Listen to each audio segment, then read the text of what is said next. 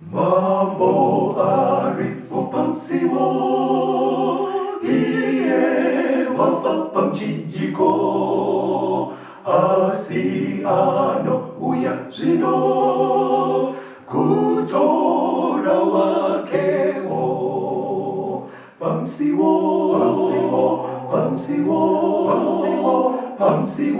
hule po pamsiwo. Hallelujah, unde ari pamsiwo. Kwa ziwa ivateereri tinomuchingamidzai kuchirongwa the second coming of Christ chamunopiwa naPastor Gift Rhodes vekuNorth Zimbabwe Conference pamwe chete naPastor Caston Betera vekuEast Zimbabwe Conference of the Seventh-day Adventist Church. Mustudio nhasi tina Sister Shinet Chakabveyo ndo vari kutiisira into sign language. Musoro wedu wenyaya yanhasi unoti umambo hwekupedzisira. Tichatungamirwa navabetera kwazai vateereri mubva matitungamirira muchidzidzo. Tinokuchingamidzai vateereri. Chidzidzo chedu nhasi chiri kuti umambo hwekupedzisira.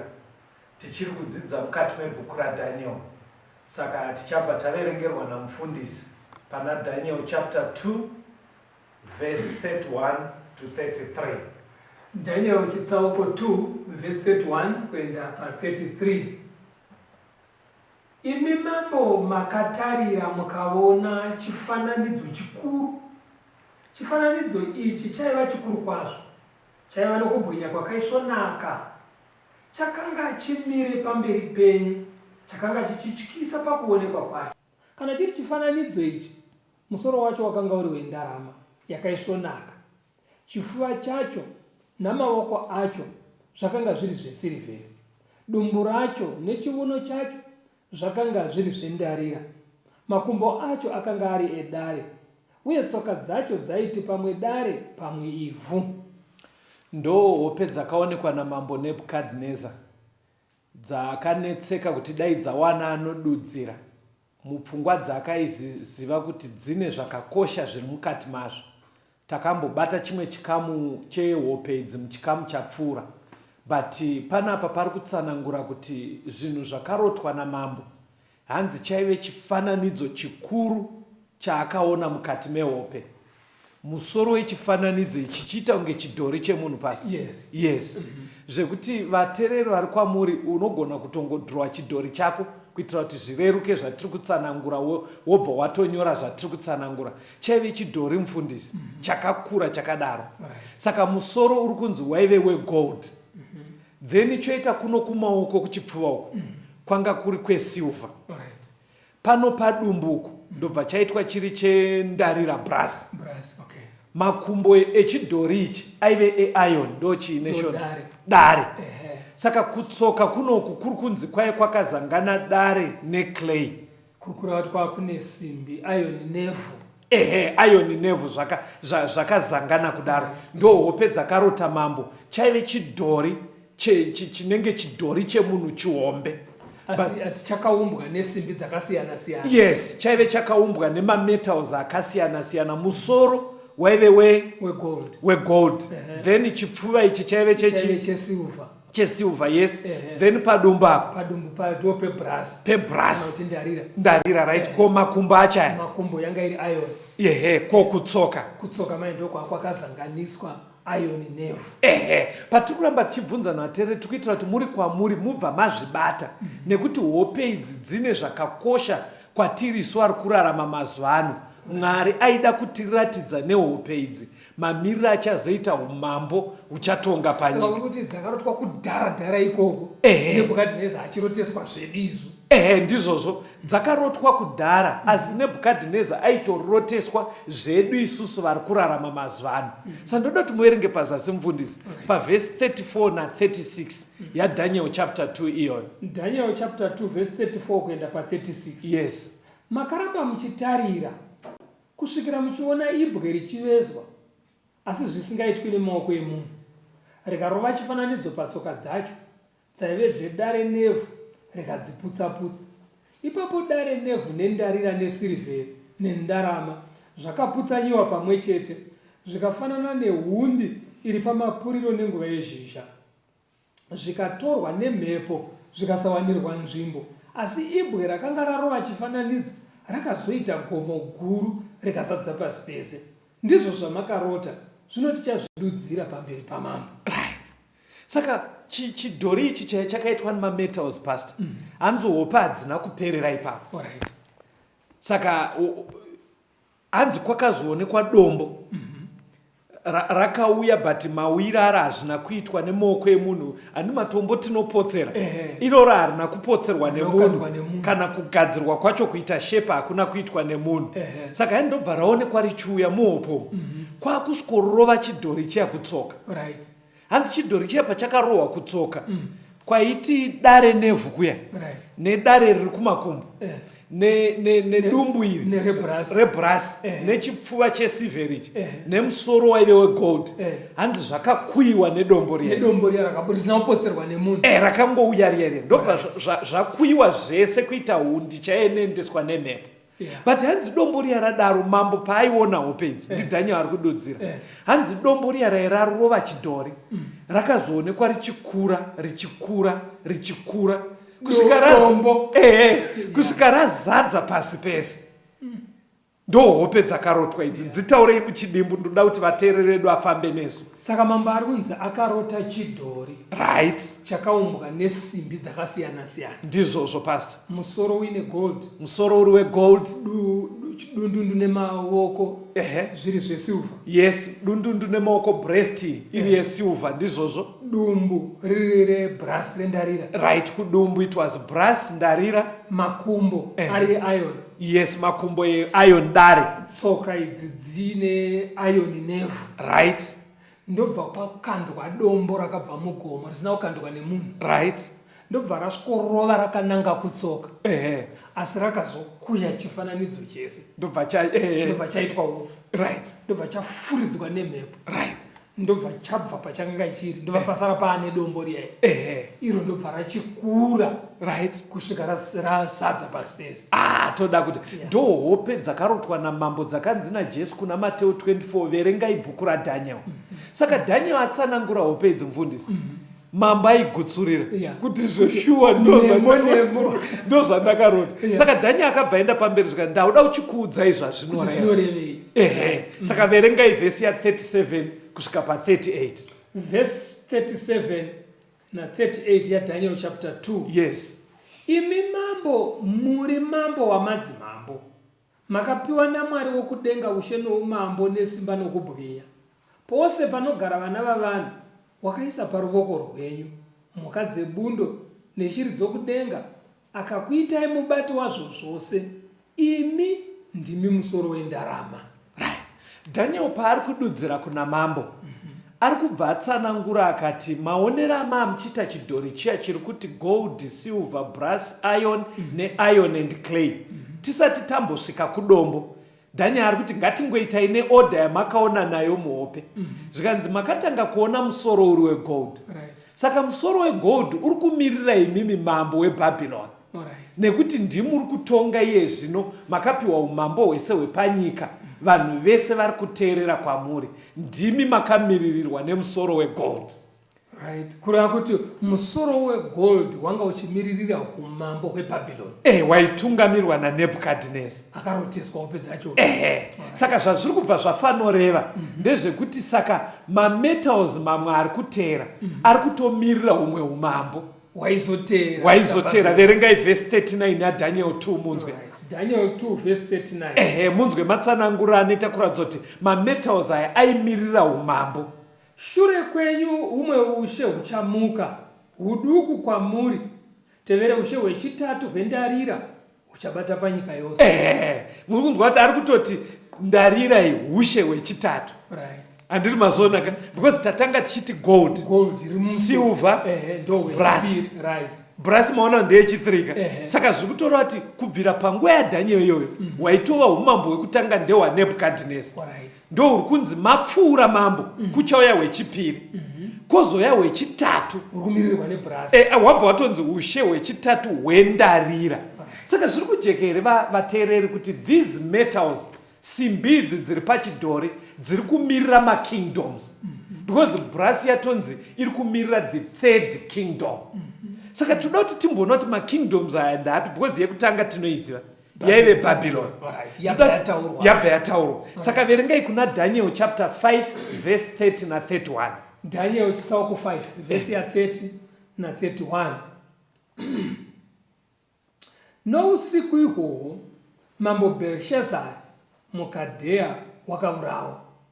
Darius muMidhia akapiwa ushe aina makore anenge 62.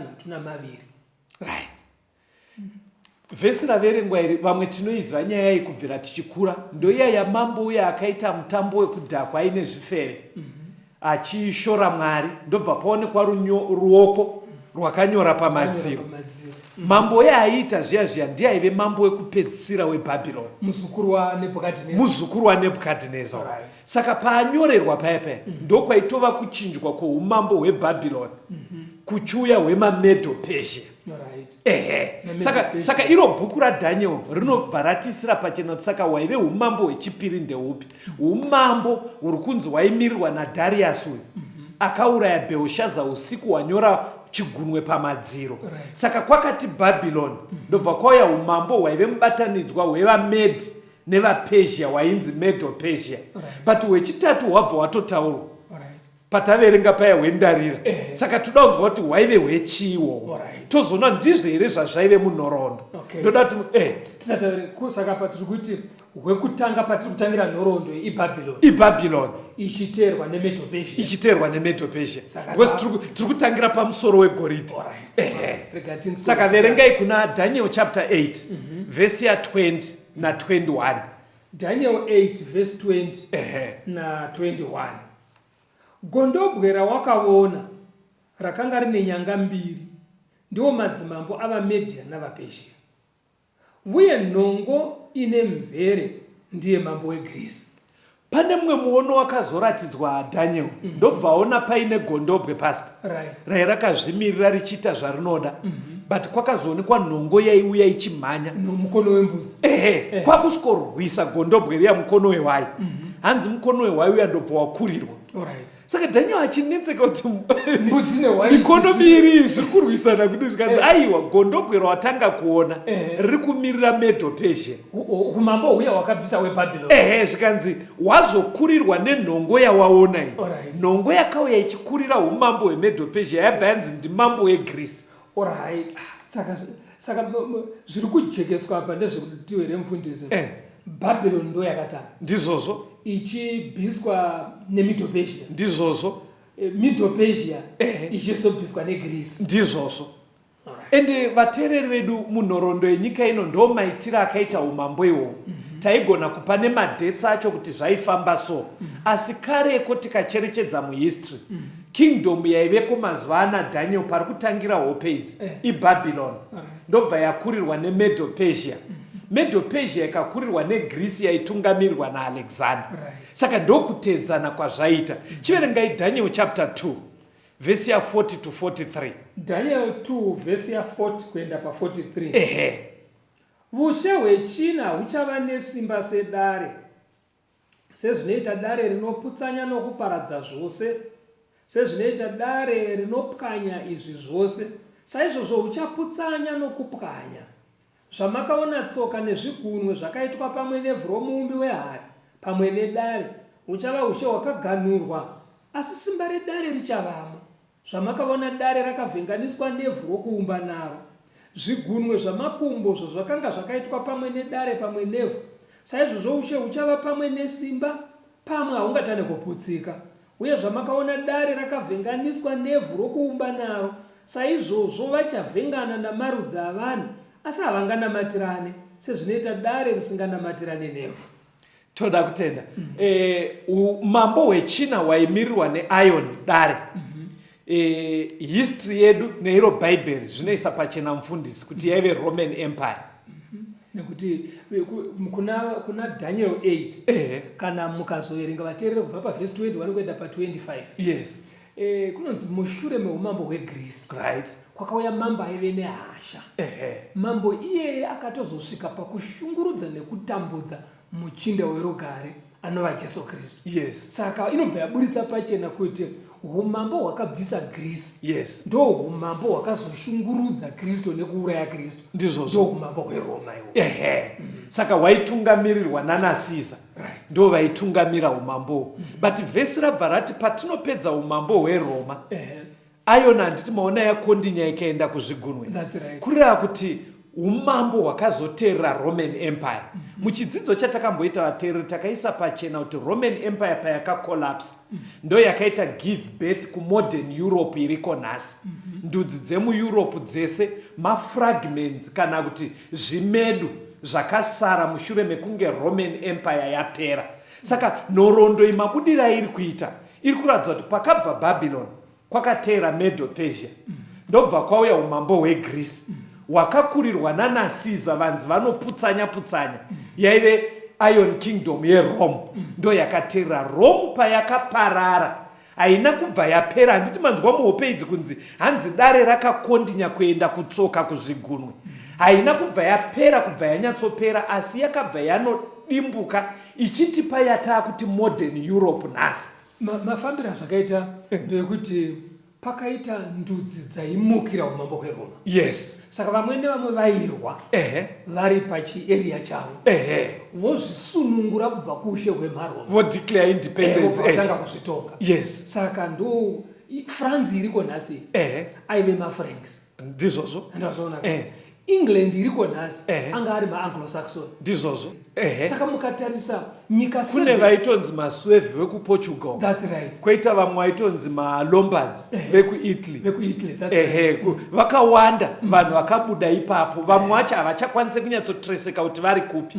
Asi ndo kunoparara kwakaita makumbo aive eiron achinotipa tsoka dzine zvigunwe. Yaive Roman Empire yakabva yanotipa Europe. Saka patiri kutaura divided Europe iriko kana kuti nyika dzeEurope dziriko nhasi, takazvitaura muchidzidzo chapfuura vateereri kuti nesuwo tiripo ipapo.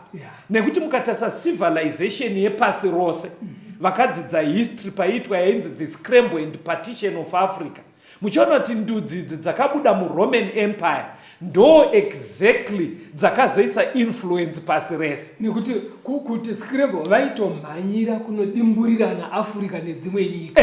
Saka yainzi colonization. Yes. Saka patiri kuti kuzvigunwe kuri kumirira divided Roman Empire kana kuti modern Europe. In other words, vateereri tikutoti tiri kuteedza nhoroondo yenyika iyi. Mazuva ano tiri kutsoka kwehope idzi. Mapanzwa mufundisi. Kurara because kumusoro kwakapfuura. Babylon yakapfuura. Medo Persia yakapfuura.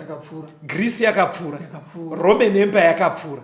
Saka tiri kutsoka uko. Kwatiri kuona zvimvari zvakapfuura. Ndo kwatiri ndofunga mina tibvonzwa kambo tuye tienderere mberi nechidzidzo chedu vateereri.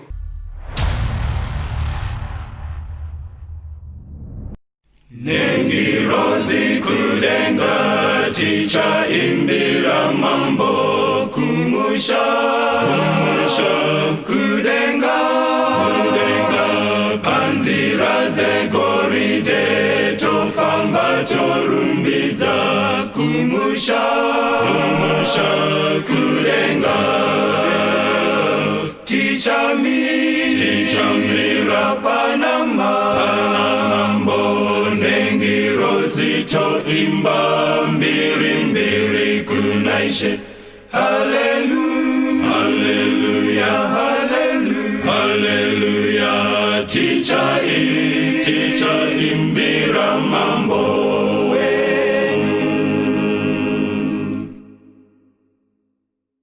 ticharidza matare marimba totsenura kumusha kudenga hakuchina kusuwa zita rake tokudza kumusha kudenga tichamira pana mambo nengirozi toimba mbiri kunaishe. Hallelujah, hallelujah, hallelujah, hallelujah. Tichaimbira mambo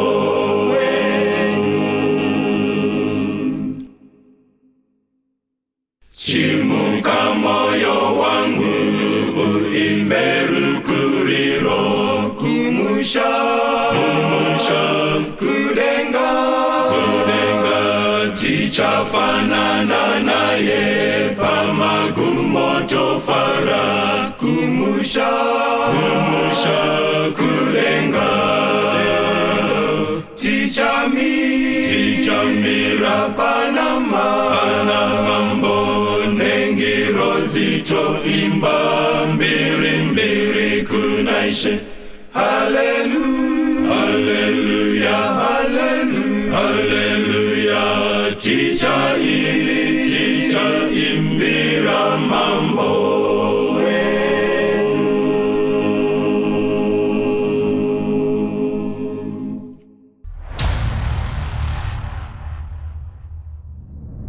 tinomuchingamidzai vateereri, tiri kuenderera mberi nehurukuro yedu umambo hwekupedzisira tiri mubhuku raDhanieri. Patanga tiri kudzidza muchikamu chapfuura taona kuti mumitsara mishoma shoma Mwari akaita kuti tikwanise kuziva nhoroondo yenyika yemakora akawanda akadaro muhope dzakanga dzapiwa mambo. But tikaisiya tichingoti mazuva ano tisu tiri kurarama tiri kutsoka nekuzvigunwe, zvinoita kunge zvinonzi chidhori ichi chiri kungoramba chakadaro. But pamava muchitsanangura kuti hope idzi dzakamira sei, ndanzwa muchitaura kuti kwakazoonekwa dombo rakazoputsa zvese. Ndoda tuverenge Daniel 2 verse 44. Daniel chapter 2 verse 44. Zvinonda mazuva amadzimambo iwayo, Mwari wokudenga uchamutsa ushe husingatozongoparadzwa, uye simba rahwo haringapfuuri kuno rumwe rudzi rwavanhu, asi ihwo huchaputsanya nokuparadza ushe hwo hwose, ihwo huchamira nokusingaperi. Right. Pahope idzi mfundisi, chinhu chiri kuita kunge chapedzisira kuonekwa apa chii? Idombo handitika? Ndo umambo hwekupedzisira. Saka tati chidzidzo chino umambo hwekupedzisira. Saka zviri kubuda pachena kuti kutsoka uko handiko kwekupedzisira. Because chidhori chese chiri kunzi chakatozorohwa chikaputswa. Ende Daniel paari kududzira ari kuti nemazuva iwana atiri kuraramana, Mwari achazomutsa umambo uchauya hwoskobvisa zvese izvi, kureva dombo riya rakaonekwa riya roskoparadza zvese zvobva zvaenda zvichienda uko. Pari kutinetsa mufundisi ndepekuti chidhori ichi hachisi kungodonha chega, dombo riri kuita kunge rabva kumwe, yeti aya mametals aya anga ari chinhu one pachidhori kuedza kuti iuku, because dombo riri kutoita kunge rangobvawo kumwe. Kuri kubva umambo uhwu kwakasiyana. Alright.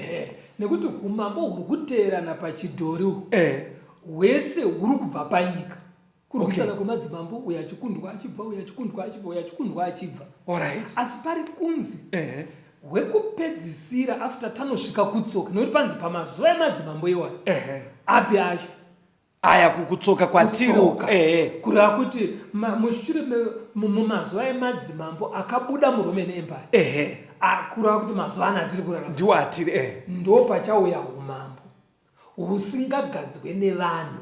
hauitwe zvemeeting, hauna hondo dzevanhu, hauna mavhoti evanhu, utori different pane umambo hunogadzirwa panapa.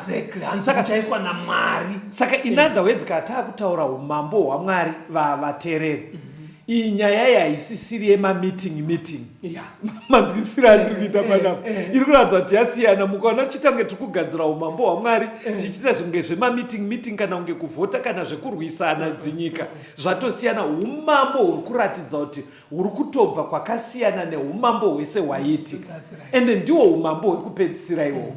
Ndoda tuverenge pavhesi 45 yacho pastor. Daniel chapter 2 verse 45. verse 45.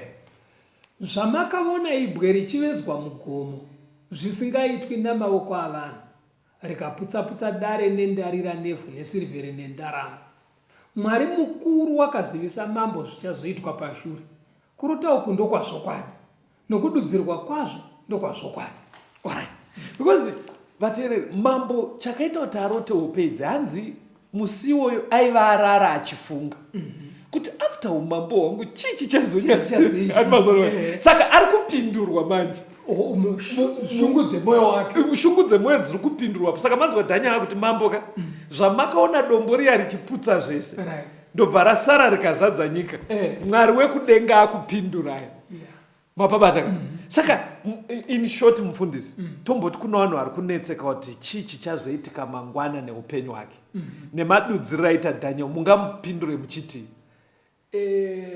Unogona kusaziva hako zviri immediate kuti mangwana ndichaita accident here, ndichaita sei. Asi chokwadi chiripo ndechekuti kumberi uko nyika ino ichaguma. Amen. Ndizvo kana yaguma Mwari achauya neushe hwake. Uchagara nokusingaperi. Ndo zvaiudzwa Nebhukadhineza, ainetseka kuti mangwana zvichavei. Saka achinetseka kubva naDhaniel, zvaikunetsa izvezvi. Mwari wekudenga akuzivisai. Saka maona dombo razopedza zvese. Inzwai vateereri. Zvese zvaitwa zvapera pakupedzisira Kristu anouya. Ndiye achagadza umambo hwekupedzisira. Uchatibikira pasi rose, usingazopfuudzwe kune mumwe munhu. Pandinoda kuti tiongorore ipapo ndepekuti ndo zvaaconclude. But kuya tachinyatsoti gold iBabylon, silver iMedo-Persia, brass Greece, iron Rome, iron and clay divided Rome. But tofana kuona kuti kodombo chii. Adudzira ake Daniel kungoti umambo hwaMwari. But panoda kuti panyatsojeka kuti dombo chii. Zviwedzere kujeka muchidzidzo chinechi. Verengai Deuteronomy chapter 32. Deuteronomy chapter 32. Yes. Verse ndeya 4. 4, yes. Verengai verse ya 4. Verse 4. Iye ndiro dombo, basa rake rakakwana, nokuti nzira dzake dzose dzakarurama. Ndiye Mwari wakatendeka usinganyengeri, wakarurama nowazvokwadi. Kutaura kweBhaibheri kana richitaura Mwari wedu wamasimba ose. Ndo manyorero eBhaibheri rinomufananidza nedombo. Verengai zvakare mufundisi kuna 1 Corinthians chapter 10 verse 3 na 4. 1 vaKorinde 10 verse ya 3 na 4. Vose vakadya zvokudya zvimwe zvomweya, vose vakanwa zvokunwa zvimwe zvomweya, nokuti vakanwa padombo romweya rakavatevera. Dombo iroro rakanga riri Kristu. Bhaibheri rikuramba richitsimbidzira kuti dombo ndiani? Ndi Kristu. Kutsanangura kwaPauro achitsanangura zvaitika kuOld Testament kuvaIsraeri achitova mvura yakabva padombo. Kuti vasazongofunga kuti dombo racho hameno zvaitika. Avakutoudzwa manje chirahwe chacho kuti dombo riya raive Kristu. Ari kufanozviratidza kuti ndiri dombo. But ini ndimai dzakandijekera mufundisi. Pane pandoda ndibatsirane nevateereri. Because muBhaibheri pane pamwe vateereri munotozviziva. Peter paanonzi idombo. Sandoda tiverenge ndima idzodzo. Tinyatsojekesa kuti dombo rakazoputsa chidhori ichi. Zvakamira sei panyatsa kujeka ipapapo. Patiri kudzidza bhuku iri. Verengai kuna John chapter 1 verse ya 42. John 1 verse ya 42. Yes. Akamuisa kuna Jesu. Jesu akamutarira akati, ndiwe Simoni mwanakomana waJona. Uchanzi Kefasi, zvinoshandurwa dombo. Ndi Andrew munin'ino wake aivaona Jesu. Ndobva aenda kuna mukoma wake Peter. Zvikanzi munhu uya tazomuwana. Saka Peter ari kuuya paya ndobva ndiweke iwewe. Simon mwana waJona. Zvikanzi zvinezvi ka ndakutokuti Kefasi. Kana zvichishandurwa zvichireva kuti kudii? Dombo. Ndo ndime yekutanga yandinoda kuti mubate. Ndaona muda kutaura imbomirai.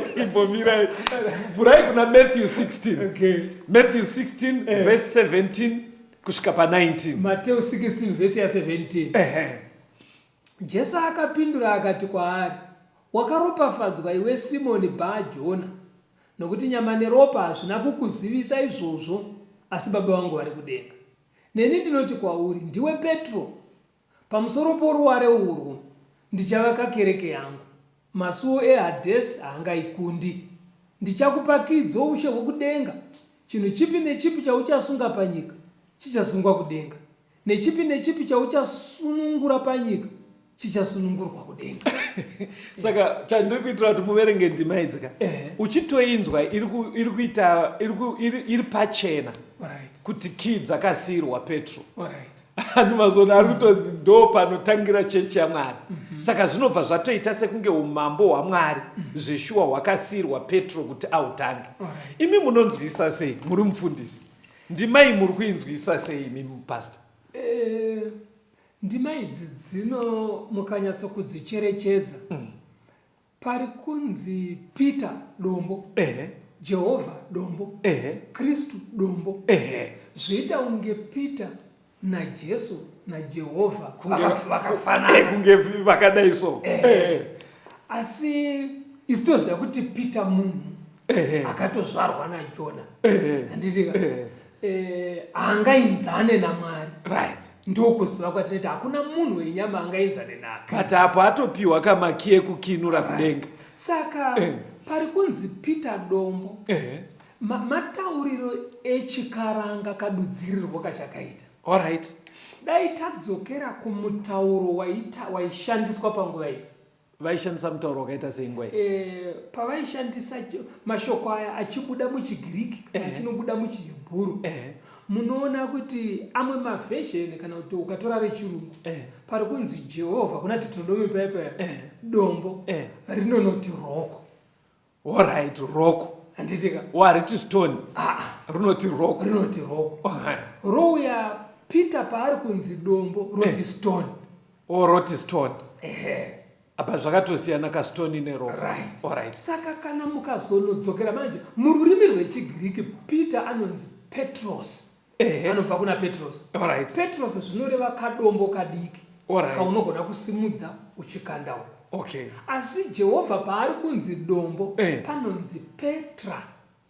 Kureva zidombo ziguru, zibhodha ziroko zirware. Saka mutsauko uri pakati pezvinhu izvi ndokuti Mwari naKristu ndo zidombo ziguru raedza kutsanangurwa kuna Mateo zvichinzi ruware, asi Peter kadombo kadiki. Kadombo kadiki. Saka Jesu paari kuti pamusoro peruware urwu ari kuzvireva iye.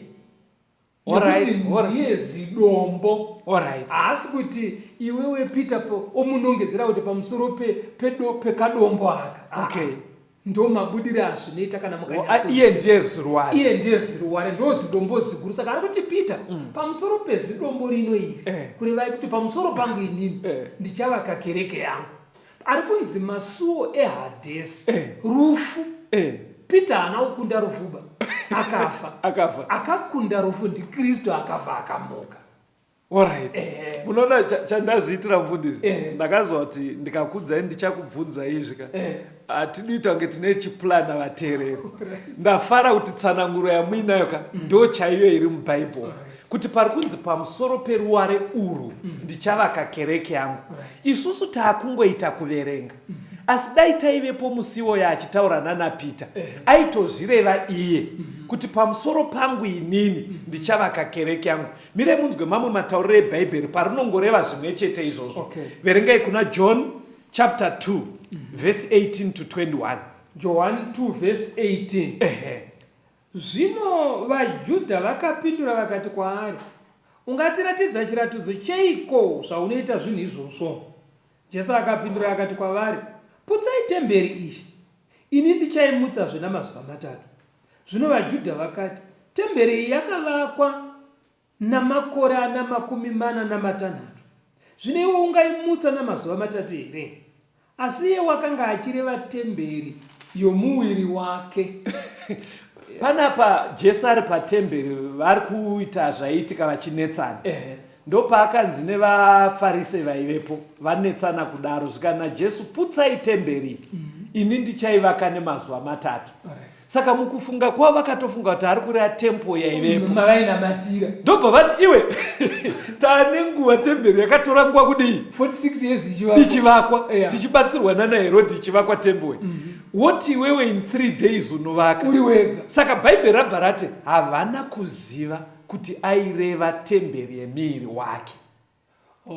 Aireva kuti mukandiuraya inini in 3 days ndendamuka. Right. Saka yaari kuti temberi iyi isusu tiri kutofunga kuti painongedzerwa madziro eJerusarema. Aiwa aingotaura kuti putsai temberi iyi ndiurayei in 3 days ndendamuka futi. Saka varara ari kuti iyi dai kuri kuchirungu anenge achiti destroy this temple. Alright. Saka this year yamanje iri kutoreva iye Right. ndiye ari kuzvitiputsai temberi izhi. Saka zviri kutidzorera kuya pauchinzi pamusoro peruware urwu paati pamusoro peruware urwu ndichavaka kereke yangu. Urwu yacho ari kureva iye. Inzwai futi pamwe kuti zvinyatsojekera vateereri vedu. Nyorai ndima idzi vateereri patiri kudzinyora kuitira kuti tibva tanyatsoziva chinzvimbo chaPetro nechinzvimbo chaKristu. Sepamatsanangura kuti Petro rufu chairwo akatadza kurukunda.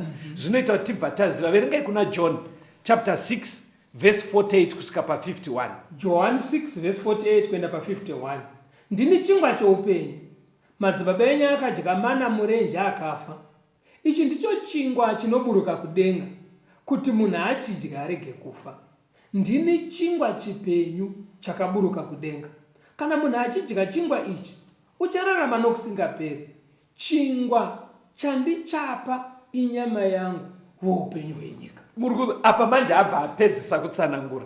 Atanga iti mimadzibaba enyu aina Mozisi murenje. Right. Vakadya mana akafa. Nekuti mana yaidonha ichibva kudenga. Right. Ndobva abva achinja zvikanzi ichi ndicho chingwa chakabva kudenga.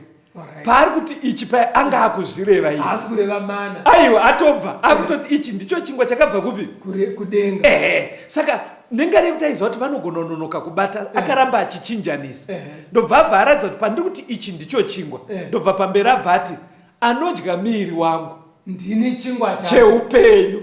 Saka atanga achiti ichi ndicho chingwa chakabva kudenga. Chamuri kutoona panapa. Chamuri kutoona apa. Ndobva azoti ndini chingwa chacho chakabva kudenga. Saka paari kuti ichi ndicho chingwa.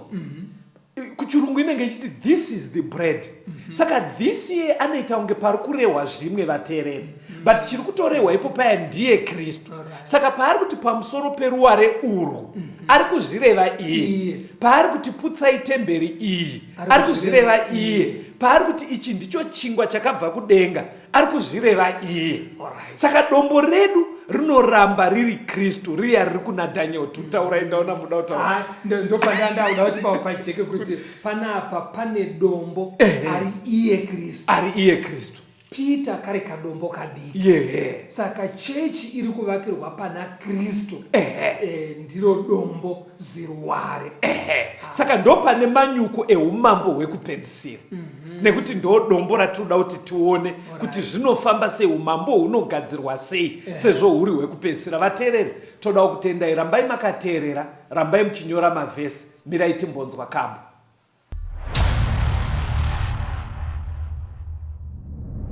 Wacheki waribi wanocheka, misumbu inochekwa kuminda, nemajeko basangari itwe, musamire dakarata pedza. Waribi wacheki ndiyani, ouya anotibatsira, ndiani achatibatsira, kuunganidza iyi mwanda.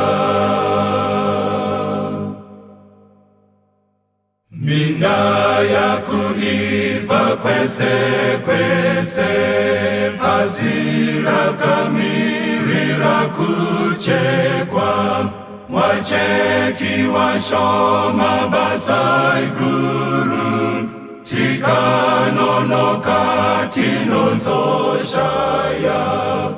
Waribi wacheki ndiyani, ouya anotibatsira, ndiani achatibatsira, kuunganidza iyi mwanda. Wanawe wanu unzai majeko, muunganidze mbesa dzatenzi, batanyi dakara tenza uye, muzopiwa rufaro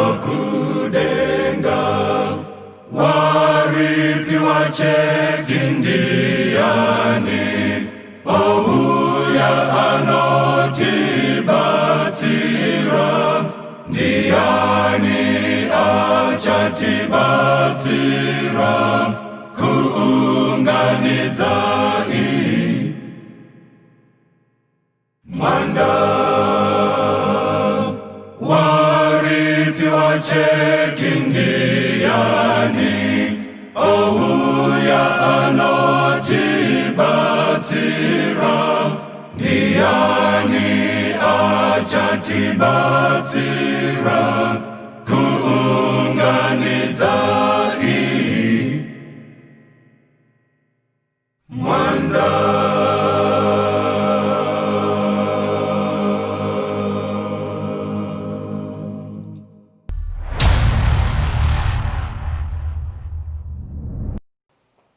Tinomuchingamidza vateereri, tiri kuenderera mberi nehurukuro yedu umambo hwekupedzisira. Tawana zvikamu zviri zvapfuura kuti mambo Nebhukadhineza vakapiwa kuburikidza nehope dzavakarota nhoroondo yenyika inoyi, umambo hwaizoteverana kubva paumambo hwaaitonga iye hweBhabhironi nehwaizomutevera hweMidho Persia, kuchizouya hweGreece, kuchiuya hweRome. Rome ichizodimbuka kuburitsa madzimambo akawanda anosanganisira neEurope iriko nhasi. Ndobva Bhaibheri raenda pamberi richiti mumazuva emadzimambo iwayo, kureva kuti kushure kwekubanzuka kweumambo hweRome, zvinosanganisira mazuva atiri kurarama nhasi, kune umambo huchazouya hunomiririrwa nedombo rakabva muzigomo. Dombo iri harina kupotserwa nemunhu, kureva kuti mauire eumambo uhu hahugadzwe nevanhu, hazvidi simba revanhu.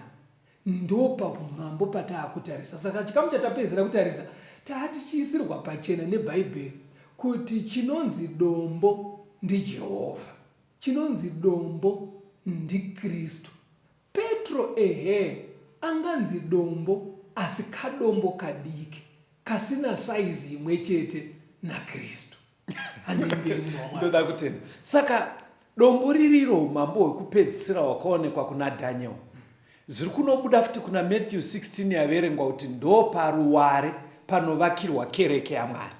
Ndo patinoda kuti tipedzise napo ipapo. Ndoda kuti muverenge pana 1 Timothy chapter 3 verse 15. Timothy wekutanga 3 verse 15. Yes. Zvino kana ndikanonoka, ndinoda kuti uzive kuti vanhu vanofanira kufamba sei mumba maMwari, iyo kereke yaMwari mupenyu, mbiru nechitsigiro chezvokwadi. Vhesi iri kungoisa pachena kuti inonzi kereke yaMwari mukumwe kutaura kweBhaibheri inonzi futi imba yaMwari, church. Saka chandoda kuti ngoona muchikamu chinoichi pastor, kuti chechi yaMwari inotangwa sei. Because kuna Daniel umambo hwekupedzisira ndewaKristu, dombo. But dombo iroro futi rabva ranzi ndo panovakwa chechi. Saka chechi iri kunzi yangofanana nemba. Saka tauda kumboona kuti hongu takamirira kuzouya kwaKristu. But ipo paruware apa panombovakwa chechi yacho inenge ichivakwa nemutoo, zvakambomira sei? Kureva kuti kuumbwa kwechechi ndokutoumbwa kweumambo hwake. Mabata pfungwa yacho kuti uchazongouya kusvikopeta nyika, but une kakufanoumbwa kauri kuita.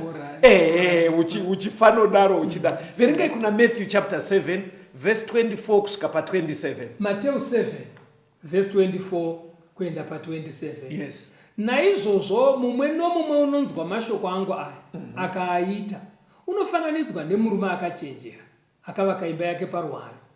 Mvura ikanaya, mvura zhinji ikauya, mitutu ikavhuvhuta, ikarova imba iyoyo ikasawa, nokuti yakanga yakatewa paruware.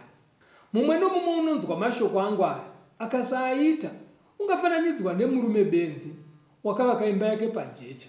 Mvura ikanaya, mvura zhinji ikauya, mitutu ikavhuvhuta, ikarova imba iyoyo ikawa, kuwa kwayo kukava kukuru. Saka vateere mukabatanidza naTimoti wekutanga 3:15 watataura, wanzi imba yaMwari ndo kereke yaMwari. Tichimbotora pakadaro mufundisi, pari kunzi munhu akangwara kana auda kuvaka imba. Saka izvino ngatiti kana arida kuvaka kereke yaMwari. hanzi munhu akangwara ngaavakire padombo rinova Kristu.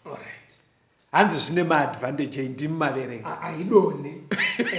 Nekuti kune zvinouya zvinofunga zvinozungunusa. Aidone. Even matambudziko ari mberi icharamba yakadii? Yakamira. In other words, paritokurudzirwa ndimi mapasta.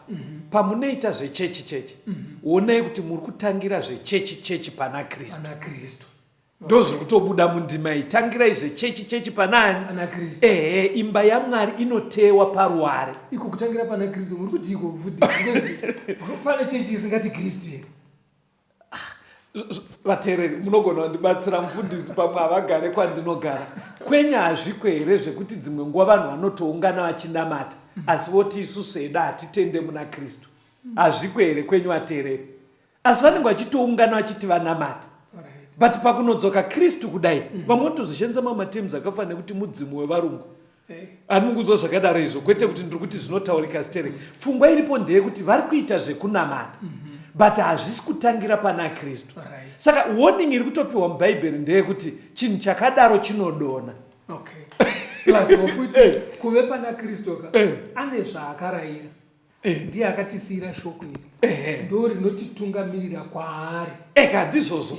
Ndo pandinoda kuti mubva maverenga. Ndandine vhesi yacho. Verengai kuna vaEfeso chapter 2 vhesi ya19 kusvika pa22. Efeso 2 verse 19 kusvika pa22. Naizvozvo hamuzati muchiri vaeni navatorwa asi vobvo pamwe chete navatsvene navaimba yaMwari. Makavakwa pamusoro penheyo dzavaapostora navaprofita.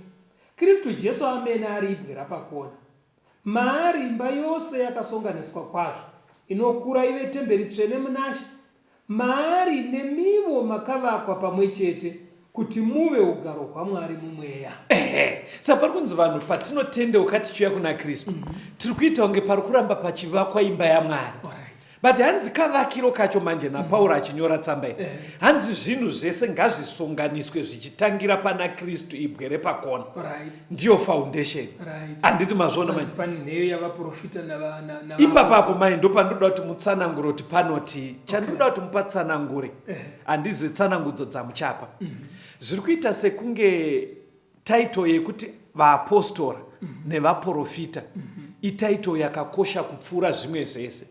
Iri kuita kunge zvinonzi vaprofita nevaapostora ndo vega vanotenderwa kutanga chechi. Pane dzimwe dzidziso dzandakambodzwa because vaiverenga vhesi robva kuti aiwa pastor zviri kunzi vaprofita nevaapostora ndo panheyo panovakwa vatendi. Zvakadaro zvekuti kune dzimwe nharaunda unogona kuona kuti munhu anga achiita zvechechi kuri kwekuti azongotanga kutungamira vanhu vaanavo iye anobva azvichinja zita. Kana ambenga achinzi elder kana kuti pastor anobva anzi apostle kana kuti prophet. Chikonzero ndechei? Anenge achiti vaEfeso yakataura kuti vatendi vanovakwa panheyo dzevaprofita nevaapostora. Saka anobva atora matitles ekuti apostle naprophet. Patsanangurei pajeke mufundisi. Zviri kutaurwa nendima iyi Caston. Ndima iyi iri kuburitsa pachena kuti kuumbwa kwechechi kwekereke ibasa raKristu. Iri kuumbwa paari. Ndiye watati ruware. Ndiye. Asi kaumbirwo kayo zvonzi pane vaprofita nevaapostora. Tiri kuvakwa panheyo dzavo kuti vaprofita ndo vakaita sana Isaya nana Jeremiah. Vaitaura kuti tarirai mhandara ichava nemimba vachireva Kristu. Vana Mika voti achaberekerwa Bheterehema. Mika 5 verse 2. Ndo vaprofita ivo. Vana Dhanieri vobva vataura nemadheti aizouya. Saka ndo vaprofita nyaya dzavo dzese dzainongedzera pana Kristu. Mesiya aizouya. Auya iye Kristu manje. Akutanga ministry yake. Anonzi pane vakamutevera rimwe zuva akatsaura vane 12 vaakatumidza kuti vaapostora. Ndo vaakaita 3.5 years achitrena kuti vakomana pakuumba chechi zvinonzamwe akuonekana navo anoti indoenda imi michiendai muparidzire zvisikwa zvese vangeri tibikire kwese. Saka vaapostora pavaienda vachiparidza. Unonzwa Peter musi wekutanga pamharidzo yake papentekoste vanhu havana kudhakwa, ndozviya zvakarehwa Joel hatiti vazoonaka ari kureferenza uko kureferenza kumashure, ndozviya zvakataurwa naIsaya achireferenza. Saka vaprofita vekare nevapostora tiri kutaura tinovawanepi vanhu ava? Ndio Old Testament neNew Testament, because Old Testament inotipa zvakaprofitwa nevaprofita kare, right? New Testament yotipa zvaidzidziswa nevaapostoli asi vakatsika pazvezvakaprofitwa. Saka in summary, kana ndakunzwai mushe muri kuteere, tikangoti vaapostoli nevaprofita tiri kutoti New Testament neOld Testament, dzidziso dzirimo ndo foundation, ndo panoumbwa napo kereke yaKristu. Kwete kuti inini ndimuke panapa ndotangawo dzangu dzidziso dzisina. hamuseri makutondikanganisira vateereri vangu manje because ini chinhu chandinotyaka tiri muno mustudio hatidi kuti vateereri vafunge kuti pane kanenge daka, because muri kubva matsimbidzira kukosha kwebhaibheri, zvoita kunge zvinonzi chechi inotoramba bhaibheri kuti titi vari pana Kristu zvinoramba, because bhaibheri ndo ratakapuwa naKristu. Kana muchida kuziva nezvangu shandisai ndasiya ndanyorawo. Saka ndo mavakirwo echechi yaMwari. Ukaramba paakasiya anyora unonokutora kuti zvimwe zvacho. Saka muri kuti here inini handife ndakasiya zvekunamata mufundisi, Mwari achindibatsira, but dai kuri kwekuti ndangofunga kungotanga chechi yangu, muri kuti here ndisachinja hangu zita rekuti Pastor Betera ndozvita apostle kana kuti prophet ndichitora pandima iyi. Amene kuti unenge uchirevei, because vamwe vanoda kubvunzwa kuti ari kurevei. Ndikuitira kuti vanhu vakazondibvunza kuti watangirei, ndobva ndawana pekupindura kuti vaEfeso inoti ndatanga because chechi inoumbwa panheyo dzedu isu vapo. Nyaya dzekunamata haasi mazita chete nemataituro. Nyaya dzekunamata kaitiro karimo mubhaibheri. Ndosaka zvakanzi naJohn, ndakangotenda mweya yese kuti ichabuda yakawanda ichienda munyika yechirasa. Alright, mune mautoparidzira ini. Handisi kuzodaro vateereri, handisi kuzodaro. But pastor vajekesa, bhaibheri parinoti takavakwa panheyo dzevaprofita nevaapostora, Kristu ari ibwe repakona riri kungonotsimbidzira kuparidza kwaiitwa nevaprofita, kuparidzwa kwaiitwa nevaapostora, asi zvese zvichisendama pana Kristu. Kana ari nhasi kureva kuti tinofanira kuramba tiri pana Kristu kuburikidza nekunongedzerwa kwatinoita nebhaibheri rese, Old and New Testament. Maitei pastor mapajekesa ipapo. Verengai Mabasa chapter 4 verse ya 12. Mabasa 4 verse ya 12. verse 12. 10 kusvika pa12. verse 10 kuenda pa12. Yes. Muzive imi mose navanhu vose vaIsraeri kuti nezita raJesu Kristu weNazareti wamakarovera pamuchinjikwa, iye wakamutswa naMwari kuvakafa, nezita iri munhu uyu amire pamberi penyu apora. Ndiye ibwe rakazvidzwa nemi vavaki rikaitwa musoro wekona, nokuti hakuna kuponeswa kuno mumwe, nokuti hakuna rimwe zita pasi pedenga rakapiwa pakati pavanhu ratingasunungurwa naro. Apa bhaibheri riri kurevesera mufundisi, because pariri kuti hakuna rimwe zita, hakuna rimwe zita kunze kweraKristu chete. Ndizvo zvazviri kutoreva kwana Eria. Vana Eria kutoponeswa kwavo nekuverengwa zviri kutobva pana Kristu. Kusina Kristu Eria haana basa. Ko Pauro, chero Pauro wacho unoziva kuti vhiri rakakosha pamotikari, but mota yacho isipo, vhiri rega rakangoti gundura, amungakwire vhiri mukasvika. Noramba ichikubvunzai ko Peter. Chero naPeter wacho. Ndabvunza ichiti Peter zvinoreruka. Petros.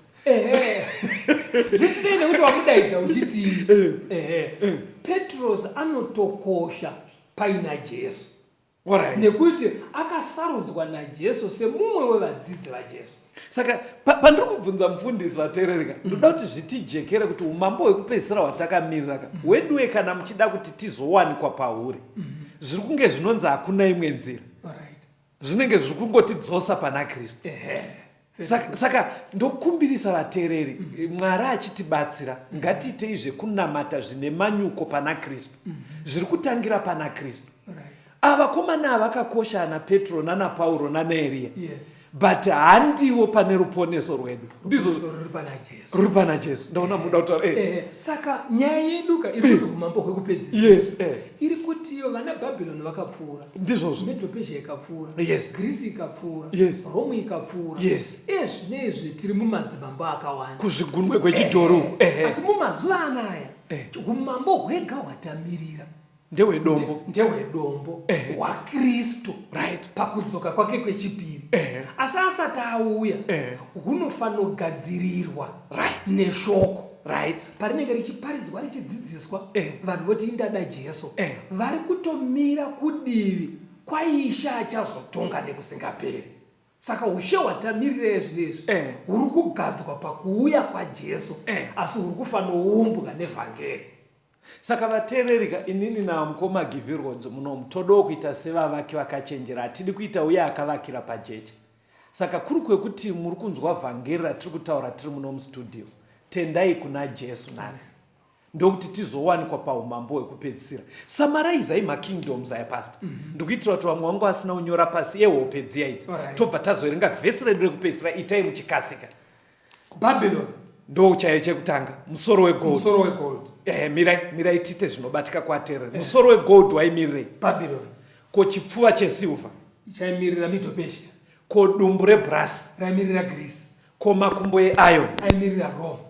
Ko tsoka dzaiti iron and clay dzaimirira modern day Europe nekumambo hwakapararira panyika nhasi. Ko that rock yakasvikopunza chidhori idombo riri kumirira kuuya kwaJesu kuzogadza ushe hwake panyika uchagara nokusingaperi. Chiverengai Daniel 2 verse 45 tioneke vateereri vedu. Daniel 2 verse ya 45 iri kuti kudii? Daniel 2 verse 45. Yes. Zvamakaona ibwe richivezwa mugomo zvisingaitwi namaoko avanhu, rikaputsa-putsa dare nendarira, nevhu nesirivheri nendarama, Mwari mukuru wakazivisa mambo zvichazoitwa pashure. Kurota uku ndokwazvokwadi, nokududzirwa kwazvo ndokwazvokwadi. Ndo nyaya yapadyo kuitika vateereri. Bhaibheri rabva raisa signature zvikanzi kana dziri hope idzi dzimwe dzatinorota kumaraini ngatiseke yedu, asi kana dziri hope idzi ndedzechokwadi. Zvikanzi madudzirwo adzaitwa naDhaniel ndeechokwadi. Saka takamirira umambo hwaMesiyasi, dombo richapunza zvese. Uri kutofanira kugadzirika iko zvino. Ngatitendei muna Kristu, hope ndedzechokwadi idzi, nyika ino iri kunoguma. Thank you so much for listening. Onekai vateereri. Tinotenda vateereri nekuva nesu muchirongwa.